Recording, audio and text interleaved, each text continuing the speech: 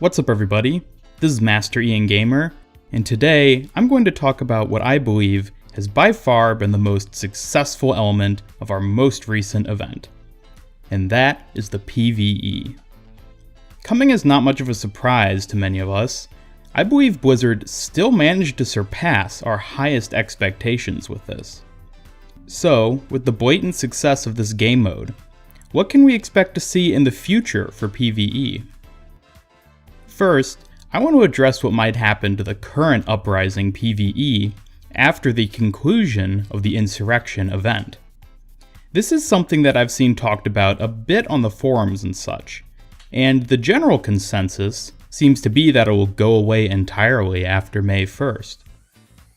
This seems to be even further supported by a forum post by Overwatch game director Jeff Kaplan, which, in reference to past event game modes showing up in the future, said, "We do like keeping the events rare and special." While I absolutely agree with Jeff's perspective here, I don't entirely agree with the community's opinion about what it might mean. Just as Capture the Flag remained in the arcade after the Lunar New Year event, I think that PvE might stick around as well. I think that the normal story mode version would disappear, as well as the achievements associated with it, but that the All Heroes mode might remain.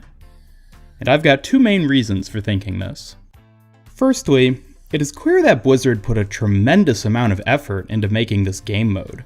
The degree with which the King's Row map has been modified, as well as the development of the new Null Sector enemies, all must have taken quite a bit of development time. The idea that Blizzard would just scrap all this work after 3 weeks of it being playable is actually kind of silly when you think about it. Now, some of you may mention that Junkenstein's Revenge was a brand new event with a modified map and new enemies, and it disappeared after the Halloween event. And while that's true, it also was overall simpler than the Uprising event. Not to mention that it had a seasonal theme, which would have made it feel out of place at any other time during the year. Uprising isn't restricted by that, since it isn't based on a real-world holiday. The second main reason is that this game mode has been incredibly well received by the community. With PvE being something that the community wanted for a long time, just like Capture the Flag had been previously, I find it hard to believe that Blizzard would just take it away from us entirely at this point. Blizzard is absolutely a company which cares about what its players like and want, and I think it's safe to say that there will always be a large enough portion of the player base that wants to continue playing PvE that it will be worthwhile for them to keep it around.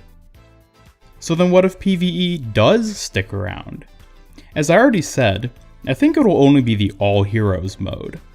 But what if they were to add something too? Once again, referencing Capture the Flag, we saw the inclusion of the rest of the control point maps into the roster after the event. So perhaps there could be some kind of similar addition to PvE? I think this is likely stretching expectations a little too far, but I do like to consider what it could entail. I don't think we could possibly see new maps appear, but perhaps it would include different modes where the enemies differ in some way? Maybe even as far as to making it not in the arcade, but rather a possible custom game. Once again, this is very unlikely, but it's fun to consider what ways it could be changed.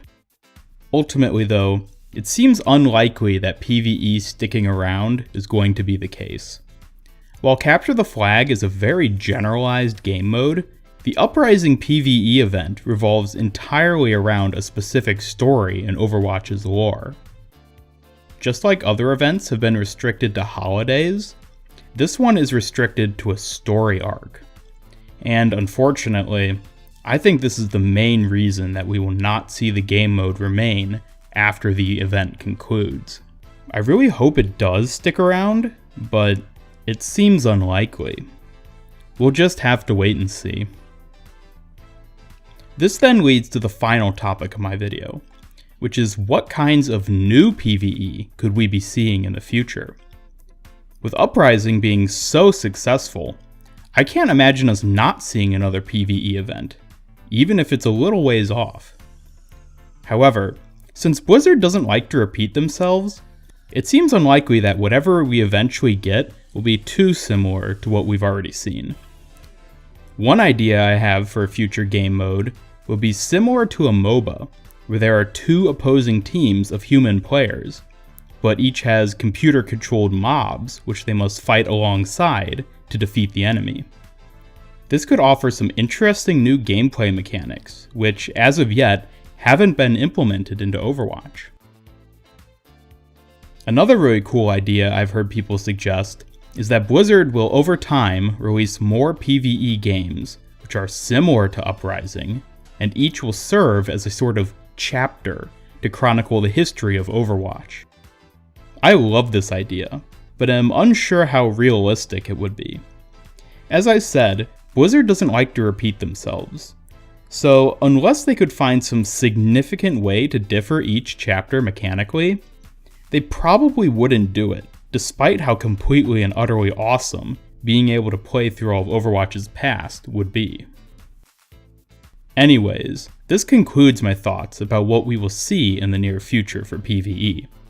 Please leave a comment down below with your ideas for future PvE modes, and whether or not you think Uprising will be playable after the Insurrection event.